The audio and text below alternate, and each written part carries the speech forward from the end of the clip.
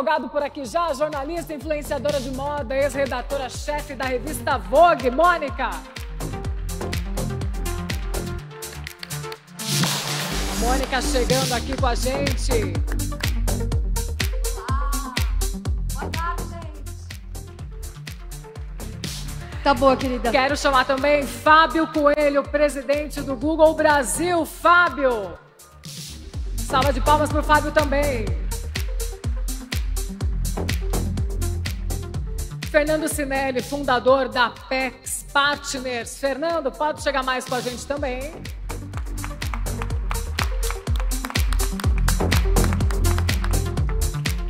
E Sandra Chaiot, diretora do Grupo Hope. Sandra, chega mais.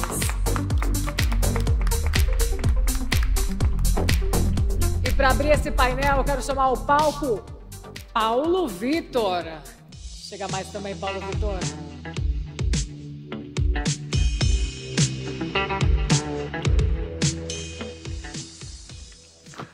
Boa tarde. Tudo bem? Tudo bem, pessoal? Como é que vocês estão? Eu sou Paulo Vitor Porto, sou fundador da PWR, fundador da Capital Upgrade. E tá nesse palco aqui, inclusive antecipando esse grande painel, passa um filme na cabeça, porque eu posso dizer que movimentos como esse, que estão sendo promovidos aqui, fizeram a minha trajetória até aqui, mudaram totalmente a minha trajetória. Então, quase como um depoimento, na verdade, eu queria abrir com vocês esse painel, fazendo a seguinte reflexão. Eu não sei o que trouxe vocês para o caminho, para a trilha da liberdade, para o encontro. Estamos no Fórum da Liberdade. Eu não sei vocês, mas 18 anos atrás, não tinham fóruns como esse, não tinham espaços para você encontrar os que pensam parecido. Era muito mais difícil do que é hoje. Então foram através dos grupos de estudos, foram através de pessoas que não se chamavam, mas assim eu os considero como patronos de todo esse movimento de liberdade, que foi onde eu me encontrei de fato. E eu estou falando aqui de pessoas como o Hélio Beltrão, como o Salim Matar, que lá atrás, 18 anos atrás, estava capinando todo esse terreno que ainda tem muito para construir, mas que avançamos muito. Nos corredores dos grupos de estudos, e tantas pessoas que vocês conhecem, várias delas que estão no palco hoje, lá atrás, 18 anos, estavam se entendendo, se descobrindo, se movimentando para achar os comuns, achar os parecidos. E é de coração aberto e uma felicidade imensa que depois de 18 anos, de toda essa trajetória, eu consigo estar nesse palco. Não vou dizer que servindo de exemplo, porque não sou importante para isso, mas trazendo aqui um relato que a empresa que a gente construiu, ela nasceu dos corredores e do encontrar pessoas. Aqui entre vocês, com certeza, tem pessoas desconhecidas que vão trazer, por causa desse evento, um movimento muito superior do que foi construído até então. Eu sou fruto disso. Desde então, 14 anos atrás, quando a gente fundou a nossa empresa, a nossa missão é gerar riqueza e liberdade, defendendo irrestritamente o empreendedorismo. E aí, por que o Brasil não tem dado certo? Essa é uma pergunta que vários aqui que já passaram por esse palco estão tentando responder. Mas, na minha humilde opinião, o Brasil é como se fosse aquele adolescente com QI alto, com bastante competência, com bastante possibilidade. Aquele adolescente que tem tudo para dar certo, que se passar no vestibular, no Enem que ele escolher, ele vai dar certo. Mas é viciado em crack. Ele está sempre voltando para os mesmos velhos hábitos, quase como um vício. Um vício que puxa, que draga, que atrapalha todo o processo de avanço. E eu vejo sim aqui esse cenário de progresso acontecendo. E esse péssimo hábito, inclusive, lamentavelmente, que fica emblemático pela data de hoje, talvez, né, já tenham falado sobre isso, mas a gente está no 11 de setembro, né? Hoje é 11 de setembro, uma data emblemática que literalmente já foi símbolo de um atentado contra a liberdade, pelo símbolo maior da liberdade que a gente conhece hoje. O país que a gente mais conhece hoje, defensor de liberdade. Hoje, dia 11, depois de um dia 10, ontem, que também sofremos um grande baque. Infelizmente, falar a sua opinião virou problema. Problema passível de punição. Punição carnal. Punição violenta. Por quê? Então, eu acho que, mais do que nunca, meu medo é que tenhamos medo. Não podemos, não é justo, inclusive com quem veio antes. Então, meus amigos, mais do que nunca é hora de defender a opinião e a verdade. Porque a verdade, ela existe sim. Pintar uma parede de azul ou de amarelo, realmente, isso é opinião. Mas o que aconteceu ontem, o que aconteceu em 11 de setembro, o que acontece quase todos os dias, não é questão de opinião. A verdade, ela existe. Como diria Olavo de Carvalho, como ele disse, ele fala, essa hipocrisia de respeitar a sua opinião, eu não concordo. Eu respeito a sua opinião de estar errado. Porque se eu respeito a sua opinião, eu estou mais próximo de concordar com a sua do que defender a minha.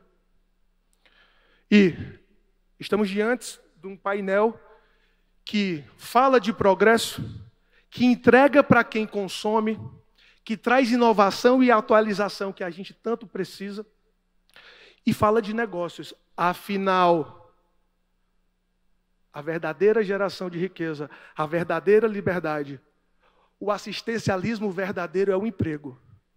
E com ele, o progresso. Então, deixo vocês com esse painel incrível que traz progresso, que traz emprego, que traz mais liberdade para todos nós nesse Fórum da Liberdade. Obrigado com vocês, Fábio Coelho, CEO do Google. Obrigado.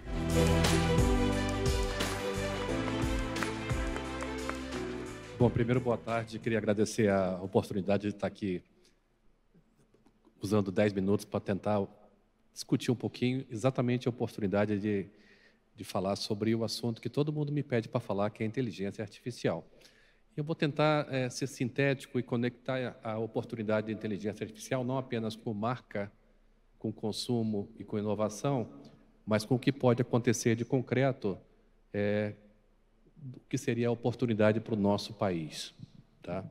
Inteligência artificial, pessoal, mas antes de falar disso, eu queria agradecer também a oportunidade de poder escutar o Dr. Jorge, que é uma referência e um exemplo, e fazer alguns comentários preliminares. O primeiro, que eu vou falar aqui, tem puramente um caráter apolítico e apartidário e tem a ver com oportunidade para o Brasil e para os brasileiros.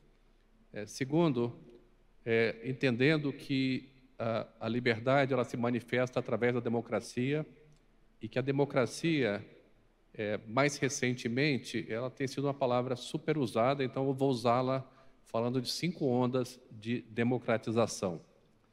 Se a gente pensar muito bem, a sociedade se transforma tanto nos últimos anos, e eu acredito que o Brasil vai bem, pode ir melhor. Mas, às vezes, a gente fala, mas será que essas coisas no mundo estão acontecendo mais ou será que elas estão ficando mais visíveis? Esse é um fenômeno que tem a ver com exatamente a democratização do acesso. Até 700 anos atrás, a informação ficava contida e limitada a poucas pessoas. A informação passou a circular muito mais com a prensa, depois com o rádio, a mídia impressa, o rádio, a televisão e a internet móvel.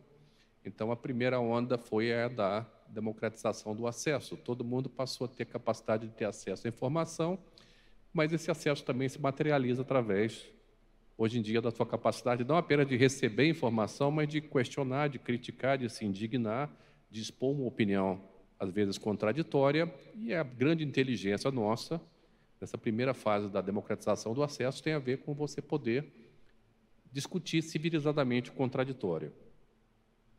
Logo que isso aconteceu, naturalmente, a segunda onda de democratização tem a ver com a democratização da mídia, que mudou, nos últimos 25 anos, a capacidade que as pessoas terem de seguir apenas um mainstream.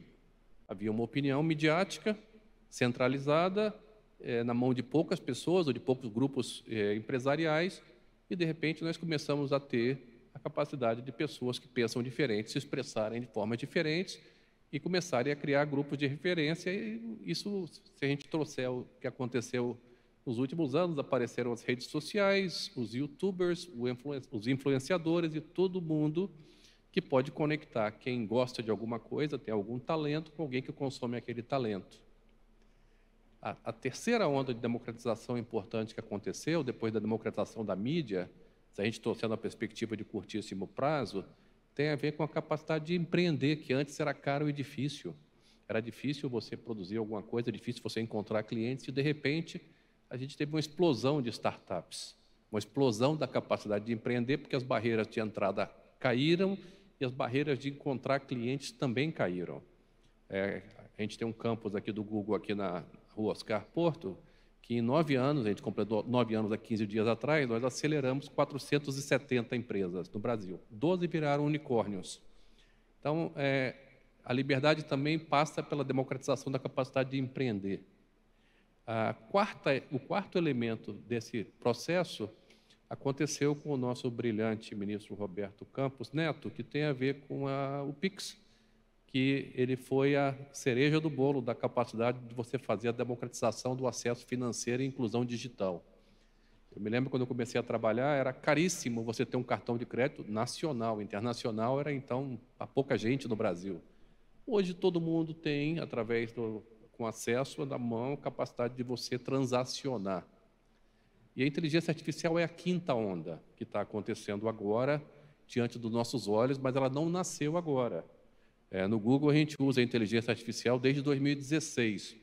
Só que o fenômeno real da inteligência artificial começou a funcionar em 2023 com a inteligência artificial generativa, que foi trazida naquele momento pela OpenAI, e hoje a gente tem várias plataformas, como o Perplexity, o ChatGPT, o Gemini e várias outras, Claude. São soluções de inteligência artificial generativa que servem para várias coisas. E é sobre isso que eu queria falar, fazer uma síntese dessa oportunidade, porque a inteligência artificial generativa, ela permite, sendo uma tecnologia de propósito geral, ou seja, ela funciona para qualquer indústria e para qualquer modelo, ela tem uma novidade que é muito importante. Ela chega mais rápido ao cidadão e à pequena empresa e ao empreendedor do que as grandes corporações. As grandes corporações ainda estão montadas em cima de modelos de ERP ou de CRMs que são tradicionais, que são estruturas muito grandes, muito bem montadas para empresas grandes.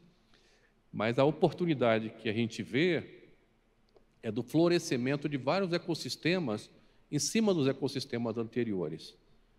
Então, quando a gente discute inovação, marca e comunicação e negócios, pensando na luz da inteligência artificial, eu tento trazer para o mercado brasileiro o tamanho da oportunidade que isso representa. Porque a inteligência artificial ela funciona em alguns pilares. Um deles, a questão da necessidade de a gente ter uma capacidade de processamento grande de informação. E aí você tem todo um ecossistema de data center sendo montado, que gera emprego, que gera condições de desenvolvimento, que gera diferencial competitivo nesse cenário geopolítico que nós estamos vivendo e testemunhando aqui acontecer no mundo inteiro. Segundo, a questão da cultura de dados. No momento em que tantos dados foram gerados, quem souber trabalhar a cultura de dados vai conseguir ter melhores experiências para marcas, para serviços, para pessoas, para cidadãos, e vai conseguir criar novas soluções e novas empresas que podem ser muito pequenas e que conseguem, com pessoas preparadas para poder usar a inteligência artificial generativa, trabalhar isso muito melhor. Terceiro, finalmente, tem a ver com a nossa capacidade de explorar ecossistemas inteiros que não eram possíveis até agora e que são possíveis quando você mistura inteligência artificial generativa com robótica, com toda a parte da teoria de robótica que finalmente pode virar verdade, criando agentes poderosíssimos que vão estar trabalhando com modelos muito bem feitos. Acredito que o papel do Brasil nesse cenário, pessoal, é fundamental, porque o Brasil tem energia barata como nenhum outro lugar do mundo. O Brasil tem uma mão de obra louca para resolver problema. O brasileiro adora resolver problema, e problema a gente tem bastante para resolver. A gente percebe que o nosso povo é um povo resiliente. Dentro do Google, quando qualquer coisa que é lançada ao Brasil é sempre, se não um dos mercados mais rápidos em adoção de tecnologia. Então, por que não conseguir resolver tantos problemas e criar uma nova onda de empreendedorismo baseado nisso? É lógico, tem coisas estruturais que no nosso país estão sendo trabalhadas. E quanto mais a informação ficar disponível, transparente, fluente, e quanto mais a gente entender que a gente está num contexto geopolítico internacional, onde nós temos que posicionar o nosso país, a inteligência artificial tem um papel fundamental nisso. Isso tem que ser feito de forma inteligente, de forma agressiva, mas também de forma responsável. A gente tem que trabalhar de forma responsável, mas a gente não pode deixar de entender que nós não podemos ser apenas consumidores de tecnologia. Nós temos que ser também produtores de tecnologia e produtores de empresas e empresários e empresárias que levam isso para o mundo inteiro. Essa tem sido a nossa mensagem, é tentar ajudar o Brasil nessa jornada de entender como adotar a tecnologia rápido, como trazer isso para o tecido social o mais rápido possível, para que a gente possa ter o brasileiro, seja o cidadão, seja a empresa, tomando decisões melhores, mais eficientes e criando uma condição de competitividade ainda melhor para o nosso país. Tem solução de IA para aumentar a receita de negócio, tem solução de IA para gerenciar toda a parte de performance e eficiência operacional, tem solução de IA para criar inovação como a gente nunca viu antes. Mas o mais importante para mim é que a gente tem que olhar os 95% de positivo e não ficar estagnado, às vezes com uma visão alarmista que passa dizendo que é muito complicado, que é perigoso, que isso vai derrubar a sociedade, vai destruir o mundo.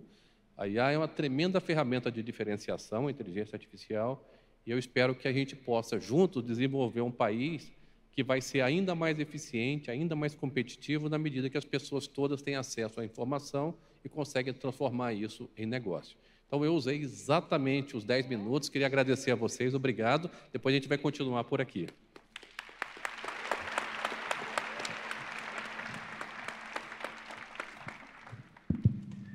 Bom, primeiramente, boa tarde a todos, tá?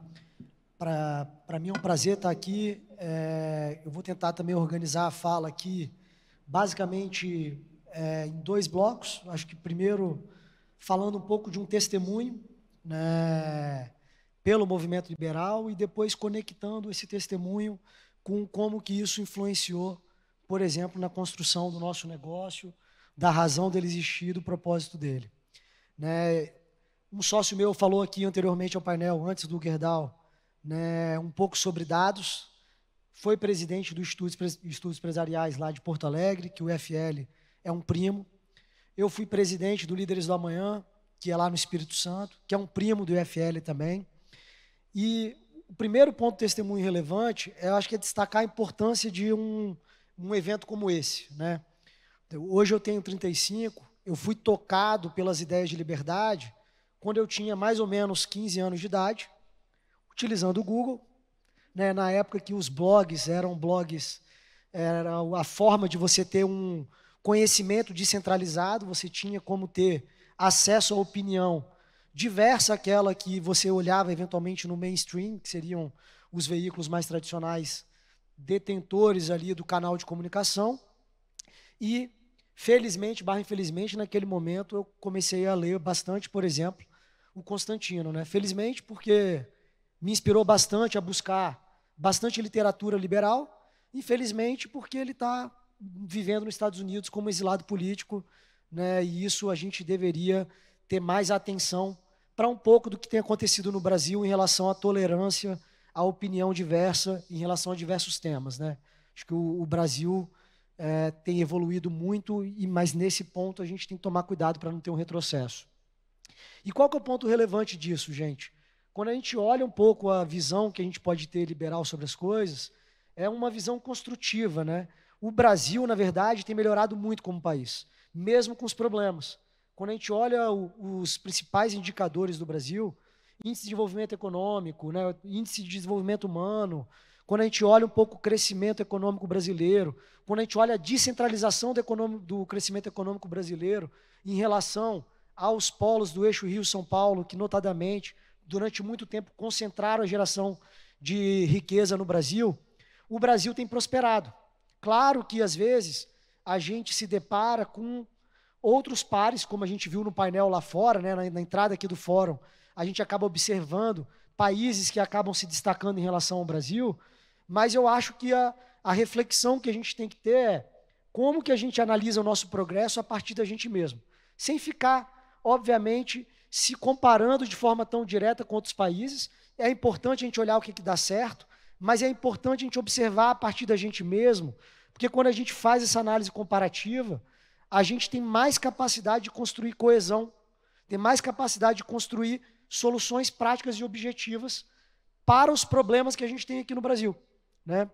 E isso começa a conectar com um ponto, por exemplo, que desemboca por que a gente fundou a Apex, né? A gente fundou a empresa em 2013, né? E para muitos aqui devem lembrar, para os mais novos talvez tenham uma vivência um pouco menor, já são 12 anos, mas em 2013 a gente estava tendo um momento de grandes manifestações, né? O Brasil passava por um super ciclo de crescimento, fruto das commodities no começo dos anos 2000, mas adotando políticas expansionistas do ponto de vista fiscal e aumentando um pouco mais a intervenção do Estado na economia. Esse modelo se esgotou ali no começo dos anos de 2010, ao ponto que a gente começou a enfrentar uma crise econômica a partir de 2013, que gerou a crise Dilma, né? Maior depressão econômica do Brasil nos últimos 120 anos. E a gente jovem, querendo entender como é que a gente poderia, eventualmente, ajudar o país, vendo aquela vivência das manifestações, percebendo que não seria na política o nosso campo de jogo, né? O nosso campo de jogo, já influenciado pela literatura liberal, notadamente Adam Smith e depois um pouco mais, né, Hayek e Mises, a gente percebia que uma das melhores formas de uma sociedade dar certo é tendo trocas voluntárias entre si. Então, uma pessoa trocando com a outra pela voluntariedade da troca.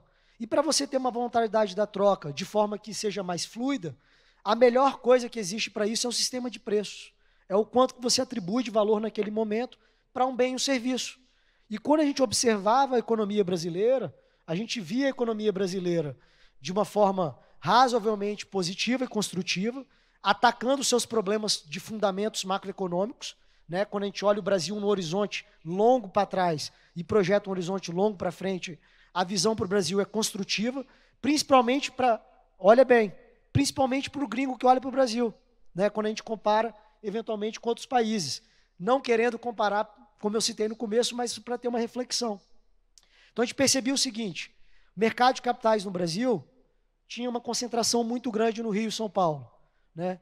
Uma elite de banqueiros, de 2013 para cá, mais forte ainda em São Paulo, muito grande. O que acontecia é que esse sistema voluntário de trocas e sistema de preço para construir produtos de mercado que ajudasse a canalizar o estoque de capital dos brasileiros para produtos financeiros que eventualmente permitisse que o desenvolvimento econômico ficasse mais na ponta de forma centralizada, não existia de uma forma tão protagonista.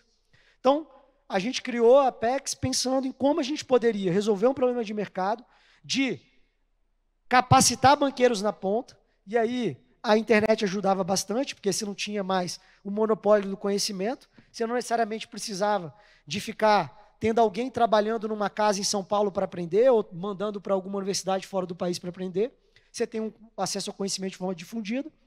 Como é que a gente conseguia construir um ecossistema de áreas de negócio, de conteúdo e de produtos que ajudasse a canalizar o estoque de capital para a nossa região, né? Inicialmente, a gente estava no Espírito Santo, né? Hoje a gente está em São Paulo, Paraná, Santa Catarina, Rio Grande do Sul, mas a ideia era um pouco básica. Como que a gente conseguia, por exemplo, vamos pegar um caso que seria o setor imobiliário, né? Se você olha a indústria financeira no Brasil, fundos imobiliários é uma indústria razoavelmente grande já. Só que se você for olhar os ativos por trás dos fundos imobiliários, a maior parte ainda concentra no raio de 3 quilômetros da Faria Lima. Mas você pode investir num prédio comercial em Vitória que tem o mesmo yield, o mesmo rendimento que aqui em São Paulo. Só que o estoque de capital do capixaba vinha para um produto aqui em São Paulo. E eu acabava não tendo uma melhoria da eficiência do crescimento econômico. Então, esse problema de mercado que a gente identificou foi um pouco a observação nossa de como a gente poderia ajudar o Brasil a crescer por meio do mercado de capitais, melhorando o sistema de preços e, com isso, trazendo protagonismo para o indivíduo, para a ponta, para a iniciativa privada, em detrimento do Estado, né? Quando a gente fundou o negócio, principalmente nesse epicentro da crise Dilma, para vocês terem uma dimensão, olhando a principal fonte de funding do mercado para poder investir em todos os tipos de projetos e empresas que tem em diversos estados pelo Brasil, a fonte de funding principal eram fontes de financiamento público.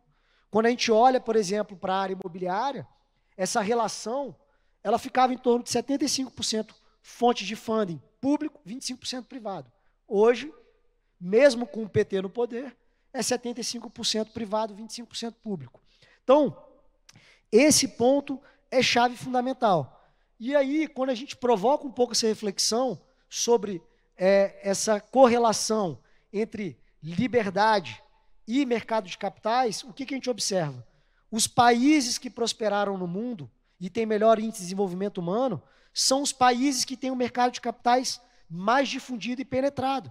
Né? Se você pegar o exemplo americano, né, estamos aqui com o Fábio, né, e está representando aqui o Google, né, você vê a importância do mercado de capitais para a prosperidade americana. Né?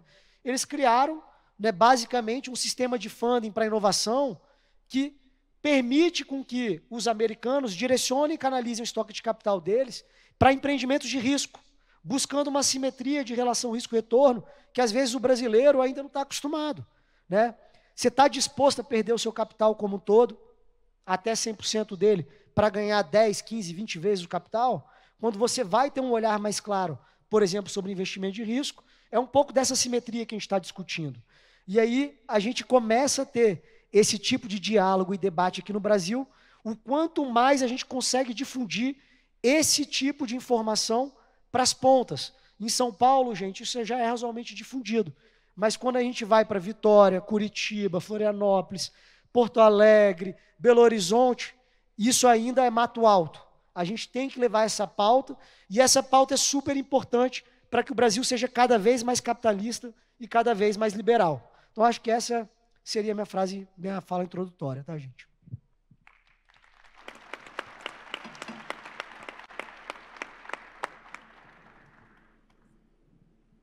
Boa tarde, gente. Um prazer estar aqui com vocês, com os meus colegas. Hope é esperança, vocês sabem. E eu tenho uma empresa com esse nome. E esperança não é esperar, é acreditar que o futuro vai ser melhor do que hoje. Eu tenho dentro de casa um grande exemplo de empreendedorismo. O meu pai foi o fundador da Hope. A Hope hoje é uma empresa de 60 anos. E uma empresa, vocês sabem também, que para passar dos primeiros 3 anos é muito difícil. Para sobreviver 10, 20, 30, 40, 50, 60, como é o caso da Hope, tem que ter muita resiliência e tem que ter muita visão de longo prazo, visão de futuro. Então, é sobre isso que eu queria falar aqui. A Hope, ela traz essa esperança no nome porque ela acredita, de verdade, no poder da gente transformar o mundo. A gente tem uma empresa, originalmente, de moda íntima. E a moda íntima é a nossa verdade. A gente não veste para o outro, a gente veste para nós mesmos. E a gente acredita que é a nossa verdade que transparece e faz com que a gente acredite e construa coisas e tenha um impacto positivo na vida das pessoas e que isso muda o mundo. E eu queria dizer que a iniciativa individual é que muda o mundo. Não é o governo, não é o Estado, não é o teu político de estimação. Deus pode ser, mas com certeza é aquela vontade de fazer acontecer, aquilo que te faz levantar da cama todos os dias e querer transformar o mundo. Uma empresa tão longeva, já passou por várias crises, por muitas oportunidades, por Plano Real, por Dilma, por impeachment, por várias situações que se mostraram como é importante esse olhar de longo prazo e a resiliência para a construção do futuro. A Hope é uma história de, com certeza, empreendedorismo, de construção de marca para geração de valor e uma história de uma sucessão muito bem conduzida. Eu, dentro da minha história na Hope, passei por várias dificuldades, mas eu vejo que eu consegui deixar a minha marca no mundo. Porque o que a gente faz é o que transforma. Além dos 5.000 empregos que a gente gera, eu tenho 300 franqueados vivendo de Hope, outros 3.000 clientes vivendo do nosso mesmo sonho de esperança. E isso também muda o mundo. Quando a gente fala de progresso, a gente tem que falar das nossas ideias.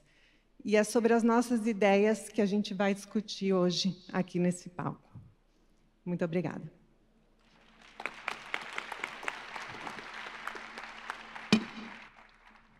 Agora sou eu, mas eu vou me levantar.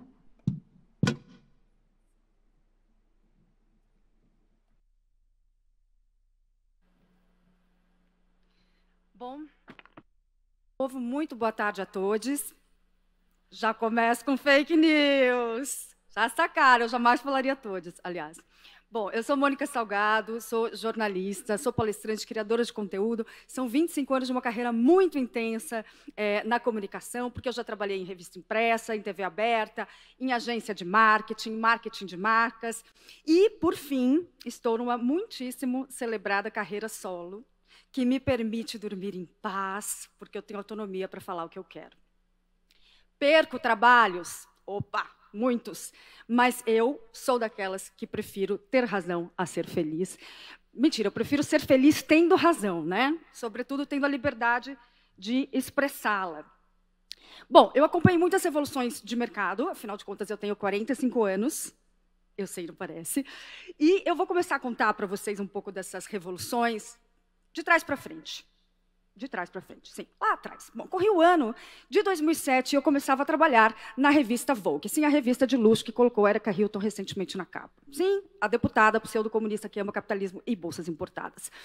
Naquela época, gente, a revista era assumidamente de luxo, sem vergonha de celebrar o belo pelo belo, sem necessidade de levantar bandeiras para legitimar pautas de moda e pautas de beleza.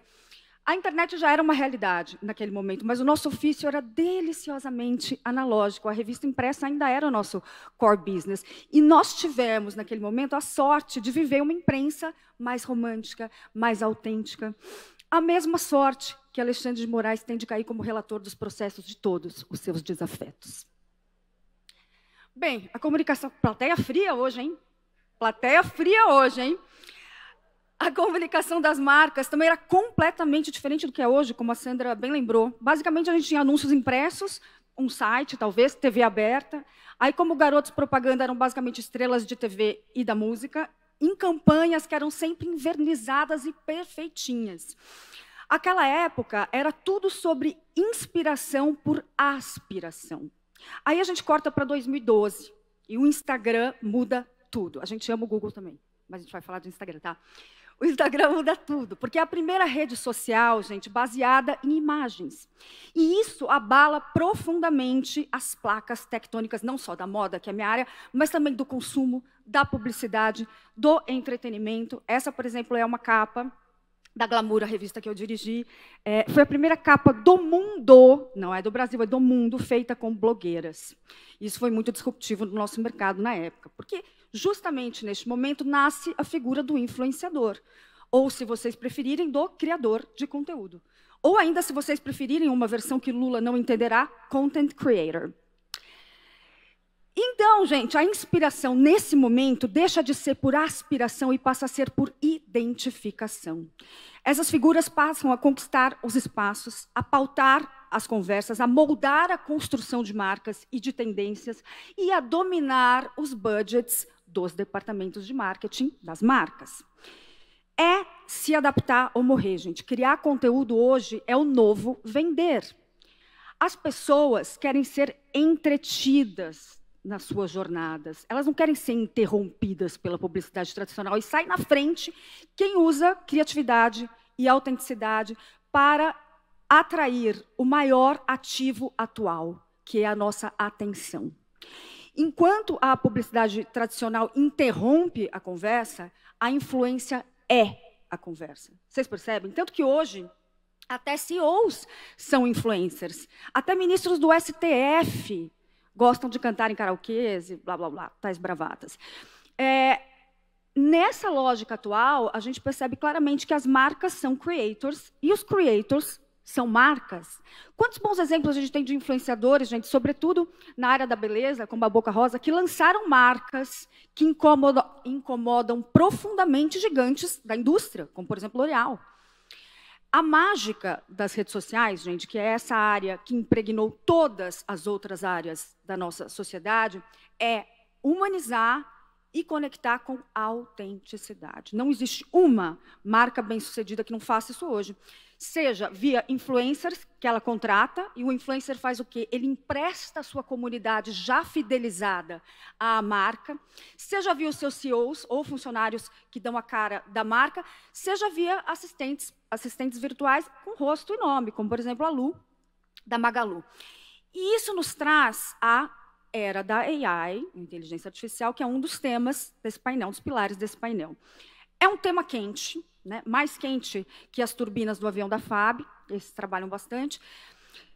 Se você não mora em Marte, você certamente, acredito eu, foi impactado por aqueles memes de repórteres fazendo entrevistas fictícias nas ruas.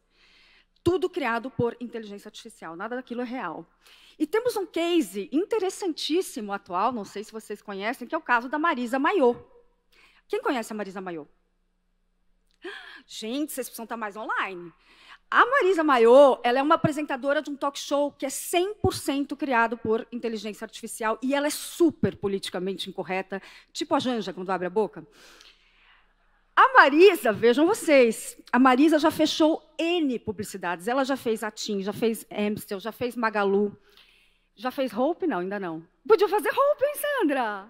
Olha só, vocês patrocinarem o maiô dela. Ela podia estar um dia de lingerie, só para, entendeu? Boa ideia. Bom, pensem, até comercialmente falando, tá? Essa capa aqui, gente, criada pelo meu amigo, um grande fotógrafo de moda chamado Jacques Dequequer, é 100% criada por inteligência artificial. Nada do que vocês estão vendo é real. O background não é real, a modelo não é real, a roupa não é real. Nada disso existe no mundo real. Então, vocês imaginem que interessante, porque nessa toada, todo mundo economiza. O creator, porque você imagina o custo de você construir um talk show real. A marca, que reduz muito os seus custos de produção, é um negócio da China. E daqui a pouco será o único parceiro comercial do Brasil, ao lado de Cuba, Venezuela, Rússia. Mentira. Eu mudei totalmente essa fala depois de ouvir o nosso amigo. Gente, dá muito medo que a indústria, de maneira geral, esqueça que o que torna o seu branding interessante é também o ruído, a falha, a imperfeição, que são as coisas que nos conectam, né, como seres humanos que somos. Essa bagunça linda, né, da autenticidade que a gente não encontrava lá nas propagandas invernizadas da Vogue. Todo ser humano é autêntico? Claro que não, mas a inteligência artificial jamais será. Tem quem aposte no caráter cíclico das coisas, né? Tipo, os humilhados serão exaltados e coisa e tal, que é uma expressão que vem bem a calhar nos dias de hoje. É fato que vivemos, sim, uma fadiga tecnológica. Porque ter que ser já é exaustivo. A gente existir cansa pra caramba. Ser e mostrar que se é nas redes sociais, ulalá. Eu tenho a sensação que o palco, muitas vezes, ficou grande demais. A performance necessária para a gente brilhar no mundo de hoje consome muito. Sustentar esse personagem é muito cansativo para todos nós. A gente estava conversando com a Sandra lá no backstage. Ela falou assim, olha, eu tenho tantas demandas para estar nas redes sociais, para fazer podcasts, que às vezes não sobra tempo para trabalhar. E as gerações mais novas, gente, já demonstram esse cansaço. Quem tem filhos aqui sabe disso, porque eles consomem as redes, olha que interessante, mas eles não postam tanto, eles não se expõem tanto. Eu sou mãe de um adolescente, e bom, quem é mãe e pai de adolescente aqui sabe, as fotos dessa geração hoje nas redes sociais são sempre em selfie, diante do espelho, com o celular cobrindo a cara. E é muito, muito louco, porque eles também se comunicam muito mais por direct nas redes sociais do que pelo próprio feed. A interação no feed caiu muito. E no segmento de luxo, que é ponta de lança no mercado, e é um segmento que eu estudo muito, só se fala em experiência, até um pouco na contramão dessa over-tecnologia que a gente está vendo hoje. É o luxo da experiência. É mais viver e menos ter.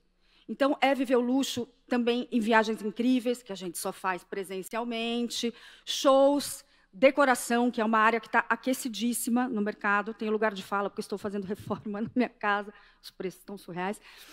E, além disso, uma grande valorização do relacionamento emocional e personalizado em resposta à over-tecnologia. São dois mundos que vão coexistir sempre.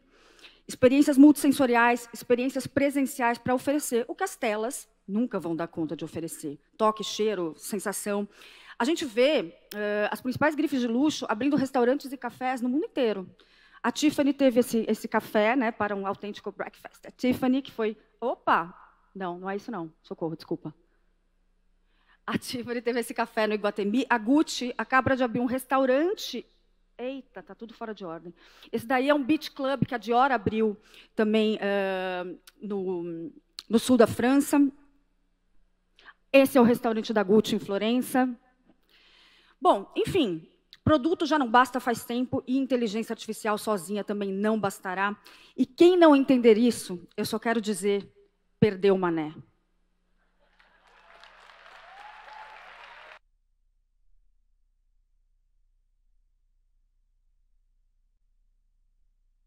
A gente vai abrir para 15 minutinhos de perguntas com todos os nossos célebres participantes aqui. Ladies first, vou começar com a Sandra. Sam, a construção... Estou falando de Sam porque ela é minha amiga, tá? Não estou forçando a intimidade, não. Construção de marca num mercado com cada vez mais players, na era da economia da atenção e principalmente em tempos de lacração nas redes, onde tudo é motivo para cancelar as marcas, é mais complicado e até arriscado? É complicado, é arriscado. Tudo que a gente faz hoje, a gente não sabe qual vai ser o backlash, a gente sempre vai ter algum tipo de reação. A gente não pode provocar um cancelamento. Agora, eles acontecem. E não necessariamente são ruins. Desde que não seja um crime, obviamente, eles fazem com que a marca seja notada, enfim, você tenha um alcance maior. Já tive vários cancelamentos ao longo da história. Você consegue citar um dos últimos? Um dos últimos, eu vou citar o primeiro, que foi ainda na era analógica. Ainda não existia Instagram, para você ter uma ideia. E a gente fez uma campanha muito inovadora, a partir de um produto muito inovador, que foi a linha nude. As mulheres aqui vão saber que não tem costuras, não tem elásticos, não marca embaixo da roupa. E para um produto inovador, a gente precisava de uma campanha inovadora. E a gente trouxe uma tendência que antecedeu as tuas inovações, que foi trazer uma celebridade para uma campanha de moda. Não se fazia isso antes. Era impensável ter uma Kardashian na capa da Vogue, nessa época. Estou falando início dos anos 2000. Na capa das revistas de moda só tinham... Tanto que você fez a primeira com influenciadoras, né? Só tinham modelos. Na época estava na moda muito aquelas modelos muito magras, esquálidas, até com cara de doente. E a gente trouxe a Daniela Scarelli, que estava no auge da fama dela por causa do casamento relâmpago com o Ronaldo. E a gente arriscou, trouxe ela para uma campanha de moda. E, depois de alguns meses, que foi um sucesso, o produto era muito inovador, a gente teve essa inovação de trazer uma celebridade, um gesto arriscado, porque celebridades estavam nas revistas de fofoca. Só que aí depois ela teve um episódio, ela namorou na praia, na Espanha, com outro namorado, e ela conseguiu tirar a única rede social que a gente tinha na época, que era o YouTube, do ar. Porque esse vídeo dela viralizou e ela conseguiu uma liminar e tirou o YouTube do ar. Bom, ela foi odiada e a gente sofreu um cancelamento por e-mail, começou por e-mail, então as pessoas nunca mais compram essa marca, cancelando a marca por causa desse episódio, dela ter tirado o YouTube do ar. E a gente tinha, na época, os carros da empresa adesivados com a campanha. E aí tinha uma funcionária nossa, numa Saveiro, na Marginal, aqui, e começaram a tirar ovo.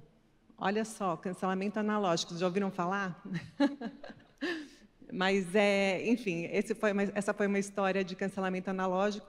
Recentemente, vários outros cancelamentos fizeram parte da nossa história. A gente tinha um conselheiro na empresa, que era o Thales Gomes, que vários inputs, principalmente em relação à tecnologia, enfim, várias inovações, uma cabeça pensante importante para o nosso país e para o nosso negócio, foi bem relevante também.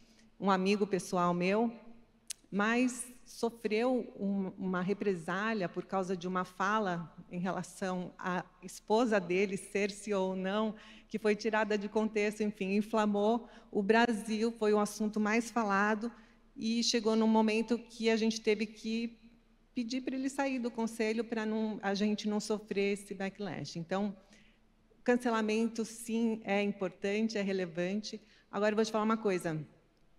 A gente nunca vendeu tanta calcinha, tanta cueca, tanto sutiã, quanto nesses momentos de crise. Então, se você tem estômago para aguentar, a gente consegue tirar proveito de coisas ruins que acontecem. Agora, a comunicação precisa de inovação. A gente tem muitas tecnologias novas, agora com inteligência artificial, campanhas, modelos que não existem, né, representando aquela perfeição, mas a gente tem que ser fiel sempre aos nossos princípios, aos nossos valores. Não adianta a gente querer mostrar algo que a gente não é, porque não vai funcionar. A gente fala que na Hope a gente não tem diretoria para tudo que é intrínseco ao nosso negócio.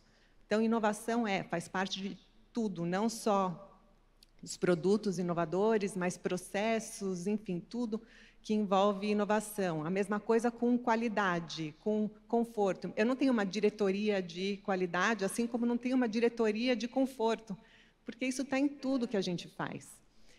E quando você é fiel aos seus princípios, você consegue ter um resultado que impacta, que vende e que você consegue ter resultados nos seus negócios. Você falou do cancelamento, um parênteses, eu acho muito que a gente vive a era do pós-cancelamento. O cancelamento existe, aconteceu com o Thales, mas, ao mesmo tempo, tem uma legião de pessoas que defendem. Né? Então, assim, tem uma pessoa tira pedra, para cada uma que atira pedra, tem uma que enaltece. E eu acho que o Thales hoje tem uma comunidade muito fiel também, né, que o apoia. Né?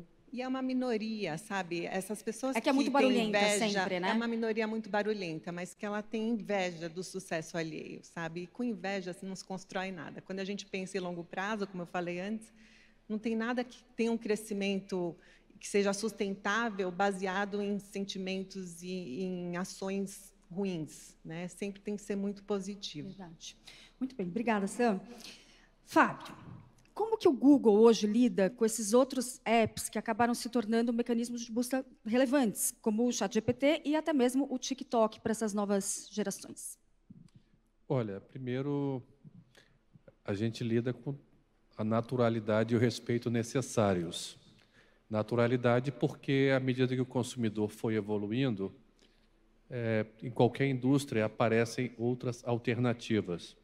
E isso faz parte do ambiente corporativo, você melhorar o seu produto, melhorar a sua solução, porque o mercado, normalmente, quando ele é fundado ou descoberto por alguma empresa, logo aparecem várias outras. Com o respeito necessário, exatamente porque a gente entende que o que funcionou ontem não necessariamente vai funcionar amanhã. Você falou sobre a experiência das redes sociais, que foram evoluindo. O Google não é uma rede social, ele é um indexador que tem um papel muito específico de ajudar as pessoas a encontrarem soluções. Os LLMs, os modelos de linguagem, hoje também mais ou menos fazem esse papel. E eu falo mais ou menos pelo seguinte: modelos de linguagem, eles não são factuais. Eles são baseados em teorias probabilísticas e análise de uma quantidade enorme de dados. Por isso que as pessoas falam que os modelos alucinam. Nós temos o Gemini, assim como existem aqueles outros que a gente conversou antes, que eu já discorri sobre alguns deles aqui, mas ao longo do tempo, eles conseguem criar soluções que funcionam para responder perguntas de uma forma que ela é mais afeita a um usuário que quer informações sem precisar ficar olhando um monte de coisa. O que a gente tem feito com isso, então, que eu acho que é importante colocar? A gente tem tentado juntar o melhor dos dois mundos, que é, o Google acabou de lançar, por exemplo, uma ferramenta chamada AI Mode, dentro do Search, que você junta as informações que você busca através de uma série de links estruturados, links de imagens, de conteúdos que são agregados e ranqueados, com conteúdos que são criados pelos modelos de linguagem, pelo Gemini, que funcionam muito bem.